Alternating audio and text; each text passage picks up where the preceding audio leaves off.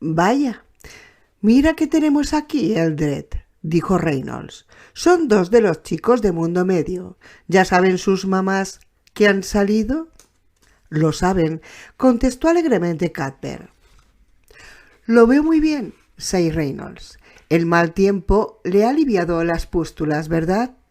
Sin mirar a Bert y sin dejar de esbozar su amable sonrisa, Roland apoyó un codo en el hombro de su amigo.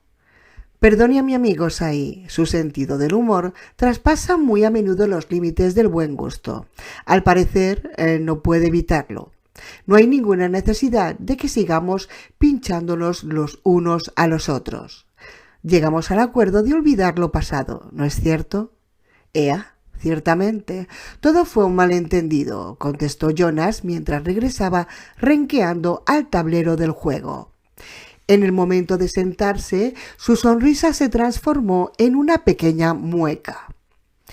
Estoy peor que un perro viejo, añadió. Alguien tendría que liquidarme. La tierra está fría, pero no duele, ¿verdad, muchachos? Estudió el tablero y movió una pieza al otro lado de la loma. Se había apartado del castillo y se encontraba en una posición vulnerable, aunque no mucho en aquel caso, pensó Roland. El agente Dave no parecía un rival demasiado peligroso.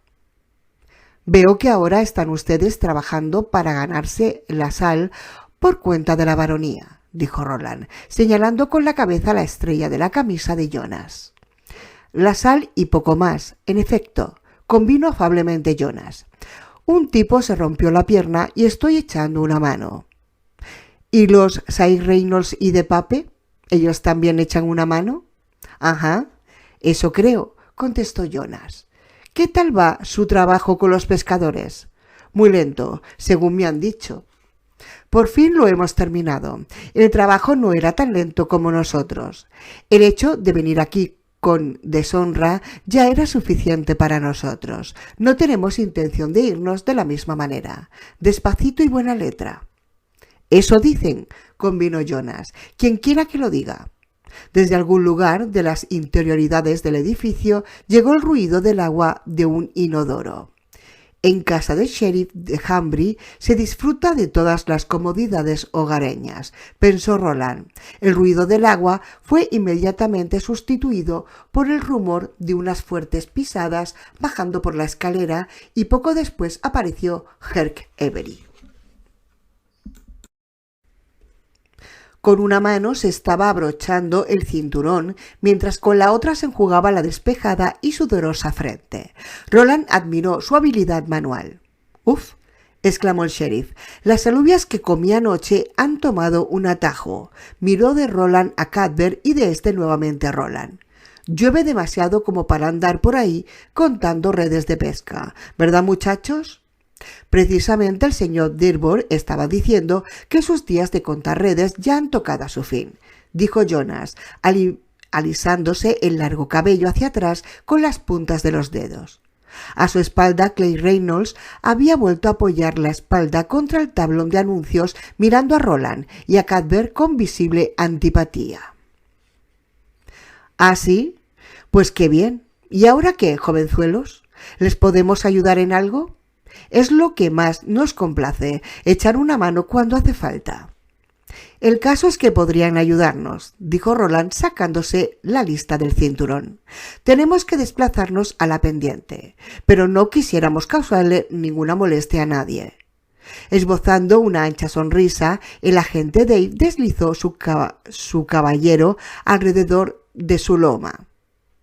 Jonas se apuntó inmediatamente de un tanto, abriendo todo su flanco izquierdo. La sonrisa de Dave se borró de su rostro, dejando en su lugar un perplejo vacío. ¿Cómo lo has hecho? Muy fácil, contestó Jonas sonriendo antes de apartarse del escritorio para dirigirse a todos los presentes en la estancia. Tienes que recordar, Dave, que yo juego para ganar. No puedo evitarlo, lo llevo en la sangre. Sin dejar de sonreír, se volvió para centrarse exclusivamente en Roland, tal como le dijo el escorpión a la doncella mientras ésta yacía moribunda. Tú sabías que yo era un veneno cuando me tomaste. 6. Cuando regresó de dar de comer al ganado, Susan fue directamente al frigorífico para tomarse un zumo, tal como tenía por costumbre. No vio a su tía observándola desde el rincón de la chimenea, por lo que se sobresaltó al oír la voz de Cordelia, no solo por lo inesperado de la voz, sino también por su frialdad. ¿Lo conoces? La jarra del zumo le resbaló entre los dedos y tuvo que colocar la otra mano debajo para que no se le cayera. El zumo de naranja era algo demasiado valioso como para malgastarlo, sobre todo en aquella época del año. Se volvió y vio a su tía junto a la pila de leña. Cordelia había colgado el sombrero en un gancho de la entrada y aún llevaba puestos el sarape y las botas manchadas de barro. Había dejado el cuchillo encima de los troncos, todavía con verdes restos de hojas de aguaturma adheridos al filo. El tono de su voz era frío, pero en sus fríos ojos ardía la sospecha. Una repentina claridad llenó la mente y todos los sentidos de Susan. Si dices que no, estás perdida, pensó. Si preguntas a quién, podrías estar perdida. Tienes que decir... Los conozco a los dos, contestó con indiferencia. Los conocí en la fiesta, lo mismo que tú. Me has pegado un susto, tía. ¿Por qué te ha saludado de esa manera? Y yo qué sé, ¿por qué habrá querido? Su tía dio un salto hacia adelante, resbaló con las botas manchadas de barro, recuperó el equilibrio y la agarró por los brazos. Ahora sus ojos ardían como llamas.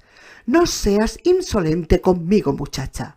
No seas arrogante conmigo. Señorita tan joven y bonita, si no quieres que... Susan se echó hacia atrás con tal fuerza que Cordelia se tambaleó y hubiera caído al suelo de no haberse agarrado a la mesa. A su espalda, las huellas de sus botas en el limpio suelo de la cocina eran como unas acusaciones. «Como me vuelvas a llamar así, te pego un tortazo», gritó Susan. «Te aseguro que lo haré».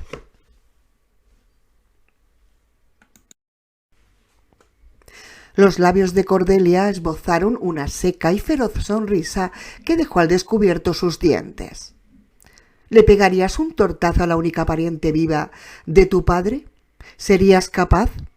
¿Y por qué no? ¿Acaso tú no me pegas a mí? De los ojos de su tía desapareció una parte de la furia mientras la sonrisa se borraba de sus labios. Susan, no lo hago casi nunca. Lo habré hecho una media docena de veces desde que eras una chiquilla que lo tocaba todo. Hasta una olla de agua hirviendo en la... Hoy en día pegas más bien con la boca, dijo Susan. Lo he soportado porque he sido una tonta, pero ahora ya estoy harta. Ya no lo aguanto más. Si soy lo bastante mayor como para que me envíen a la cama de un viejo por dinero, también lo soy para que tú me hables con corrección. Cordelia abrió la boca para defenderse. La furia y las acusaciones de la muchacha la habían pillado desprevenida. Pero enseguida se dio cuenta de la habilidad con la que su sobrina lo estaba apartando del tema de los chicos, mejor dicho, del chico. ¿Solo le conoces de la fiesta, Susan? Me refiero a Didbor, tal como creo que tú sabes muy bien. Lo he visto por la ciudad, contestó Susan, mirando fijamente a su tía, a pesar del esfuerzo que le costaba hacerlo.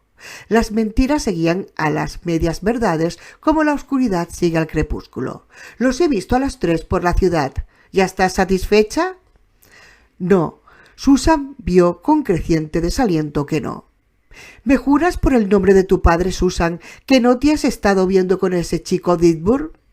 Todos los paseos a caballo por las tardes, pensó Susan, todas las excusas, todo el cuidado que pusimos en que nadie nos viera, todo ha quedado reducido a un imprudente saludo en una lluviosa mañana. Así de fácil se pone en peligro todo lo demás. ¿Acaso pensábamos que podría ocurrir otra cosa? ¿Tan necios hemos sido? Sí y no. La verdad era que habían sido unos insensatos, y lo seguían siendo. Susan recordaba una y otra vez la expresión de los ojos de su padre en las pocas ocasiones en que la había sorprendido mintiendo. Aquella expresión de semicuriosa decepción. La sensación de que sus mentiras, por muy inocentes que fueran, le dolían como el arañazo del espino de una planta. No pienso jurar nada, contestó. No tienes ningún derecho a pedírmelo. ¡Júralo!, gritó Cordelia con estridente voz, buscando a tientas la mesa para no perder el equilibrio. ¡Júralo! ¡Júralo! Eso no es un juego del escondite. Ya no eres una niña. ¡Júramelo! ¡Júrame que todavía eres pura! No, contestó Susan, dando media vuelta para retirarse. El corazón le palpitaba fuertemente en el pecho, pero aquella horrible caridad seguía perdurando en su mente. Roland hubiera comprendido lo que era. Susan estaba viendo las cosas con mirada de pistolero. La ventana de la cocina daba a la pendiente y en su cristal Susan vio a su tía acercándose a ella con el puño en alto. Sin volverse levantó el brazo en gesto de advertencia. «A mí no me levantes la mano», dijo. «No me la levantes, perra». Vio en el cristal cómo los espectrales ojos se abrían de par en par con expresión escandalizada y consternada. Vio que el espectral puño se relajaba y volvía a convertirse en una mano que caía al costado de la mujer. «Susan», dijo Cordelia en un dolido susurro, «¿cómo me puedes llamar así? ¿Qué te ha endurecido la lengua y el respeto que me debes?» Susan se fue sin contestar. Cruzó el patio y entró en la cuadra. Allí los olores que conocía desde su infancia, los caballos, la leña, el heno, le llenaron la cabeza y disiparon la horrible claridad. Regresó a la infancia y se perdió en las sombras del desconcierto. Pilón se volvió a mirarla y soltó un relincho. Ella apoyó la cabeza contra su cuello y se deshizo en lágrimas. 7. «Ya está», dijo el sheriff Avery cuando se fueron Seydedburg y Heath. «Es lo que ustedes dicen. Los chicos son lentos y muy considerados». Mostró la lista cuidadosamente escrita, la estudió un instante y soltó una alegre carcajada. «Y fíjense en eso. ¡Qué maravilla! ¡Ja, ja! Podremos retirar con varios días de adelanto todo lo que no nos interese que vean». «Son tontos», dijo Reynolds, pero aún así estaba deseando tener otra oportunidad de enfrentarse con ellos. Si Ditborg creía de veras que el pequeño incidente en el descanso de los viajeros se tenía que olvidar, eso significaba que se sobrepasaba de tonto y entraba de lleno en el terreno de la imbecilidad. El agente Dave no dijo nada. Estaba contemplando con desconsuelo a través de su monóculo el tablero de castillos, donde su ejército blanco había sido clamorosamente derrotado en 6 rápidas jugadas. Las fuerzas de Jonas habían rodeado la loma roja como si fueran una riada y las esperanzas de Dave habían perecido en la inundación. «Siento la tentación de ponerme el impermeable e irme a la costa con eso», dijo Avery, todavía tronchándose de risa, a propósito del papelito con su impecable lista de granjas y ranchos y las previstas fechas de inspección. Llegaban hasta fin de año o incluso lo rebasaban. Dioses. «¿Por qué no lo hace?», dijo Jonas, levantándose. El dolor le subió por la pierna con la rapidez de un rayo. «¿Otra partida, Sir Jonas?», preguntó Dave, volviendo a colocar las piezas. «Prefiero jugar al perro mascahierba», contestó Jonas, experimentando un perverso placer al ver el arrebol que subía por el cuello de Dave hasta su ingenuo rostro de idiota. Se acercó renqueando a la puerta, la abrió y salió al porche. La llovizna se había convertido en una fina y persistente lluvia. Hill Street estaba desierta y los mojados adoquines brillaban como espejos. Reynolds lo había seguido. «Eldred». «Vete», dijo Jonas sin volverse. Clay vaciló un instante y después entró de nuevo y cerró la puerta. «¿Qué demonios te ocurre?», se preguntó Jonas. Hubiera tenido que alegrarse de la lista de aquellos 2 cachorros. Hubiera tenido que alegrarse tanto como Avery y como Rimmer, cuando éste se enterara de la visita de aquella mañana. A fin de cuentas, ¿acaso él no le había dicho a Rimmer hacía apenas 3 días que los chicos no tardarían en ir a la pendiente y se pondrían a contar como locos? Sí, por consiguiente, ¿por qué estaba tan inquieto y tan tremendamente nervioso? Porque todavía no se había producido ningún contacto por parte de Látigo, el hombre de Farson. ¿Por qué un día Reynolds había regresado de la roca colgante con las manos vacías y por qué al siguiente día de Pape también había regresado con las manos vacías? Seguro que no. Látigo llegaría con un buen contingente de tropas, pero era todavía muy pronto y él lo sabía. Aún faltaba casi un mes para la siega. O sea que es el mal tiempo, que te afecta la pierna y hurga en la vieja herida y te pone de mal humor. No, el dolor era muy molesto, pero antes lo era todavía más. El problema estaba en su cabeza. Jonas se apoyó en un poste bajo el voladizo, prestó atención al rumor de la lluvia en los adoquines y recordó que a veces, en una partida de castillos, un jugador inteligente asomaba un instante la cabeza alrededor de su loma y después la volvía a esconder. Eso era lo que ahora experimentaba. Estaba todo tan bien que olía a chamusquina. Una idea absurda, pero no tanto si bien se miraba. ¿Estás intentando jugar a los castillos conmigo, pequeñajo?, murmuró para sí. En tal caso, muy pronto pensarás que ojalá te hubieras quedado en casa con tu mami. Ya lo verás. 8. Roland y Cuthbert regresaron a la barraca bordeando la pendiente. Aquel día no podrían contar nada. Pese a la lluvia y a los grises cielos encapotados, al principio el buen humor de Cuthbert no sufrió el menor menoscabo. ¿Los has visto?, preguntó soltando una carcajada. ¿Los has visto, Roland? Quiero decir, Will. Se lo han tragado, ¿verdad? Se han tragado el anzuelo los muy incautos. Sí. ¿Y ahora qué hacemos? ¿Cuál será el siguiente paso? Roland lo miró un momento con semblante inexpresivo, como si acabara de despertar de una siesta. El siguiente paso lo darán ellos. Contamos con que lo den y vamos a esperar. El buen humor de Cuthbert se desinfló como un globo y una vez más tuvo que reprimir una oleada de reproches, todos ellos en torno a dos ideas esenciales: que Roland demoraba el cumplimiento de su deber para poder seguir disfrutando de los innegables encantos de cierta joven y, algo mucho más importante, que Roland había perdido la cabeza cuando todo mundo medio más la necesitaba. Pero, ¿qué deber estaba incumpliendo Roland? ¿Y qué le hacía estar a él tan seguro de que Roland se equivocaba? ¿La lógica? ¿La intuición? ¿O unos simples celos de mierda? Cuthbert recordó el poco esfuerzo que le había costado a Jonas desbaratar el ejército del agente Dave cuando éste había movido una pieza antes de lo debido. Pero la vida no era como el juego de los castillos, ¿verdad? No lo sabía. No obstante, creía tener por lo menos una intuición acertada. Roland estaba abocado al desastre, y ellos también.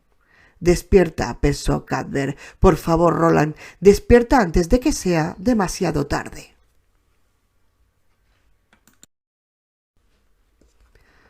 Capítulo 3. El juego de los castillos. 1. La semana siguiente hizo esa clase de tiempo que induce a la gente a querer regresar a la cama después del almuerzo, echar una larga siesta y despertarse sintiéndose estúpida y desorientada. No llovía cántaros, pero el mal tiempo hacía que la fase final de la recolección de las manzanas resultara peligrosa. Varias personas se habían roto la pierna y en el huerto de las 7 millas una joven había caído de una escala de mano y se había roto la columna. Y que en los campos de patatas casi no se pudiera trabajar, pues había que dedicar casi tanto tiempo a desatascar los carros hundidos en el barro como a recoger las patatas. En el Corazón Verde, todos los adornos de la feria de la siega se quedaron tan empapados de lluvia que hubo que retirarlos. Los voluntarios estaban esperando con creciente nerviosismo a que cesara la lluvia para volver a empezar. El tiempo era malo para los jóvenes cuya misión consistía en hacer inventario, aunque por lo menos pudieron empezar a visitar establos y a contar el ganado. El tiempo era bueno para un chico y una chica que habían descubierto los placeres del amor físico, pero Roland y Susan solo se vieron un par de veces durante el mal tiempo. Ahora el peligro de lo que estaban haciendo resultaba casi palpable. La primera vez fue en un cobertizo de barcas abandonado del camino del litoral. La segunda fue en el interior de un edificio en ruinas que había por debajo y al este de Citco, donde hicieron el amor con ardiente intensidad encima de uno de los sudaderos de Roland extendidos sobre el suelo de la antigua cafetería de la refinería. Al llegar al punto culminante, Susan gritó una y otra vez el nombre de Roland. Las atemorizadas palomas llenaron con su suave aleteo las oscuras estancias y los ruinosos pasillos. 2. Justo cuando ya parecía que la llovizna jamás iba a terminar y que el chirriante sonido de la raidura en el silencioso aire acabaría volviendo locos a todos los habitantes de Hambry, un fuerte viento, casi un vendaval, empezó a soplar desde el océano y se llevó las nubes. Un día la ciudad amaneció con un cielo tan azul como el acero y un sol que por la mañana pintó de oro la bahía y por la tarde la convirtió en un blanco fuego. La sensación de letargo desapareció. Los carros volvieron a circular sin dificultad por los campos de patatas. En el corazón verde, un ejército de mujeres empezó a adornar una vez más con flores la plataforma en la que Jamie McCann y Susan Delgado serían proclamados aquel año el rey y la reina de la siega. En la parte de la pendiente más próxima a la casa del alcalde, Roland, Cuthbert y Elaine cabalgaron con renovada determinación, contando los caballos que ostentaban en sus flancos el hierro de la baronía. Los claros cielos y los frescos vientos los llenaban de energía y buen humor, y durante varios días, 3 o quizá 4, los jóvenes galoparon juntos, gritando y riéndose alegremente como antes, tras haber recuperado su antiguo compañerismo. Una de aquellas frescas y soleadas mañanas, Eldred Jonas salió del despacho del sheriff y subió por Hill Street para dirigirse al Corazón Verde. Aquella mañana se había librado de Reynolds y de Pape. Estos se habían ido juntos a la roca colgante para salir al encuentro de los batidores de látigo, que no tardarían en llegar. Y su plan consistía simplemente en tomarse una cerveza en el pabellón y contemplar los preparativos que allí se estaban haciendo. Los hoyos para los asadores, las ramas para encender las hogueras, las discusiones acerca de la colocación de los morteros de los fuegos artificiales, las damas que estaban adornando con flores el estrado donde el rey y la reina de las fiestas de aquel año serían objeto de la admiración de la ciudad. A lo mejor, pensó Jonas, él se buscaría una muchacha en flor para disfrutar con ella de 1 o 2 horas de recreo. La manutención de las putas de la taberna se la dejaba exclusivamente a Roy y a Clay. En cambio, una muchacha en flor de unos 17 años ya era otra cosa. El dolor de la cadera se le había calmado con la llegada del buen tiempo. El intenso dolor que había acompañado sus pasos en el transcurso de la última semana se había convertido de nuevo en una simple cojera. Tal vez bastaran 1 o 2 cervezas al aire libre, pero la idea de la chica no se apartaba de su mente. Joven, de piel clara y busto alto, lozana y de dulce aliento, suaves y dulces labios. «¿Señor Jonas? ¿Eldred?» Se volvió sonriendo hacia la propietaria de la voz.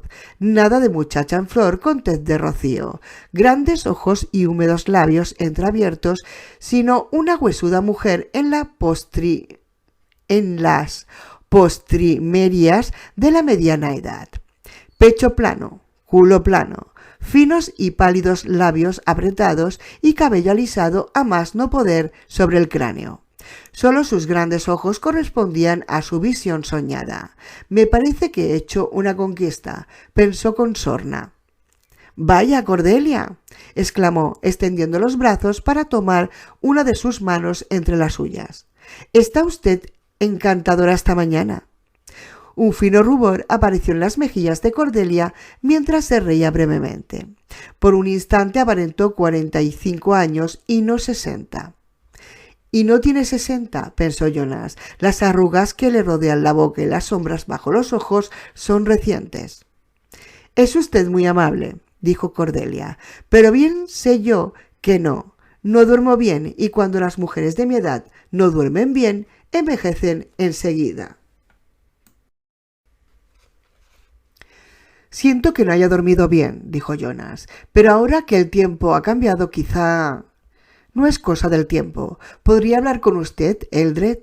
He estado pensando y pensando, y usted es la única persona a quien me atrevo a recurrir para pedirle consejo. La sonrisa de Jonas se ensanchó. Se pasó la mano de Cordelia bajo el brazo y la cubrió con la suya. Ahora el arrebol de Cordelia era casi una llama. Con la sangre que tenía en la cabeza, era capaz de pasarse varias horas hablando, y Jonas barruntaba que todas sus palabras serían interesantes. 3. Con las mujeres de cierta edad y cierto temperamento, el té era más eficaz que el vino para que soltaran de la lengua. Jonas abandonó su plan de tomarse una cerveza rubia y buscarse tal vez una muchacha en flor, sin pensarlo tan siquiera. Sentó a Say Delgado en su soleado rincón del pabellón del Corazón Verde, no lejos de la Roca Roja que Roland y Susan conocían también, y pidió una buena tetera, con pastas. Mientras esperaban que les sirvieran, contemplaron los preparativos de la feria de la siega. El soleado parque estaba lleno de ruidos, de martillos y sierras, de gritos y carcajadas. Todos los días de feria son bonitos, pero el de la siega nos convierte de nuevo a todos en niños, ¿no le parece?, dijo Cordelia. Sí, ciertamente, contestó Jonas, que jamás se había sentido un niño, ni siquiera cuando lo era. Lo que más me sigue gustando todavía es la hoguera, añadió Cordelia, contemplando el gran montón de leña y de tablas de madera que se estaba levantando al fondo del parque en diagonal con respecto a la plataforma. Parecía una enorme choza india. Me encanta ver cómo la gente trae sus espantapájaros y los arroja al fuego. Es un poco bárbaro, pero siempre me produce un agradable estremecimiento. ¡Ea!, dijo Jonas, preguntando si Cordelia experimentaría un agradable estremecimiento al saber que quizá 3 de los espantapájaros que arderían en la hoguera de la noche de la siega olerían a cerdo y gritarían como arpías cuando ardieran. Con un poco de suerte, el que más gritaría sería el de los ojos azul claro. Le sirvieron el té y las pastas, y Jonas ni siquiera echó un vistazo al pecho de la chica cuando ésta se inclinó para depositar la bandeja. Solo tenía ojos para la fascinante Say Delgado, para sus nerviosos movimientos sincopados y su extraña y desesperada mirada. Cuando la chica se retiró, sirvió el té, dejó nuevamente la tetera en el salvamanteles y cubrió la mano de Cordelia con la suya. «Vamos, Cordelia», dijo con su tono de voz más cordial. «Ya veo que algo le preocupa. Suéltelo. Confíe en su amigo Eldred». Cordelia apretó tanto los labios que éstos casi desaparecieron, pero ni siquiera ese esfuerzo pudo impedir que le temblaran. Sus ojos se llenaron de lágrimas, nadaron en ellas y se desbordaron. Jonas tomó una servilleta y se inclinó sobre la mesa para enjugárselas. «Cuénteme», le dijo con ternura. «Lo haré. Tengo que contárselo a alguien para así no enloquecer, pero tiene que hacerme una promesa, Eldred». «Por supuesto, cariño». La vio enrojecer con más violencia que antes al oír aquel inofensivo cumplido y comprimió su mano con más fuerza. «Lo que usted quiera». «No le diga nada a Hart y tampoco a esa asquerosa araña del canciller, pero sobre todo no le diga nada al alcalde. Si es cierto lo que sospecho y él lo descubre, lo podría enviar al oeste. Estuvo casi a punto de soltar un gemido al decirlo, como si comprendiera por primera vez que era una auténtica posibilidad. Nos podría enviar al oeste a las dos. Ni una palabra al alcalde Thorin, ni una palabra a Kimba Rimmer, dijo Jonas, sin dejar de esbozar su comprensiva sonrisa. Se lo prometo. Jonas pensó por un instante que Cordelia no se lanzaría, o quizá no podría hacerlo. Pero después, en un entrecortado susurro que sonó como el rumor de una tela desgarrada, Cordelia dijo: «Dithbor». Jonas sintió que el corazón le daba un vuelco en el pecho al oír de sus labios el nombre que tanto había ocupado sus pensamientos. Sin dejar de sonreír, apretó involuntariamente los dedos de Cordelia con tanta fuerza que ésta hizo una mueca de dolor. «Perdone», le dijo, «es que se me ha dejado usted un poco sorprendido. Dithbor, un muchacho muy bien hablado, pero no sé si es enteramente de fiar. Temo que ya ha estado con mi Susan». Ahora le correspondía a ella apretar, pero a Jonas no le importó. De hecho, apenas lo notó. Este siguió sonriendo con la esperanza de que su expresión no dejara traslucir el desconcierto que sentía. «Temo que haya estado con ella, tal como está un hombre con una mujer. ¡Oh, qué horrible es todo este asunto!». Cordelia lloró con silenciosa amargura, mirando a hurtadillas a su alrededor para asegurarse de que nadie los estaba observando. Jonas había visto a algunos coyotes y perros salvajes mirar de aquella misma manera mientras devoraban sus malolientes cenas. Dejó que soltara todo lo que llevaba dentro. Quería que se tranquilizara porque las incoherencias no le servirían de nada. Cuando vio que sus lágrimas amainaban, le ofreció una taza de té. «Bébase esto». «Sí, muchas gracias». El té estaba tan caliente que echaba humo, pero ella apuró ansiosamente la taza. «Debe de tener la garganta forrada de pizarra», pensó Jonas. Cordelia dejó la taza sobre la mesa y mientras Jonas se la volvía a llenar, sacó un pañuelo ribeteado de encaje para enjuagarse furiosamente las lágrimas del rostro. «No me gusta este chico», dijo. «No me gusta. No me fío de él ni de los otros, con sus elegantes reverencias del mundo interior y su extraña manera de hablar. Pero el que menos me gusta es él. Sin embargo, si hubiera algo entre ellos dos, y temo que lo haya, la culpa sería de ella, ¿verdad? Al fin y al cabo, es la mujer la que tiene que rechazar los impulsos bestiales». Él se inclinó sobre la mesa, mirándola con cálida comprensión. «Cuéntemelo todo, Cordelia». Y ella se lo contó.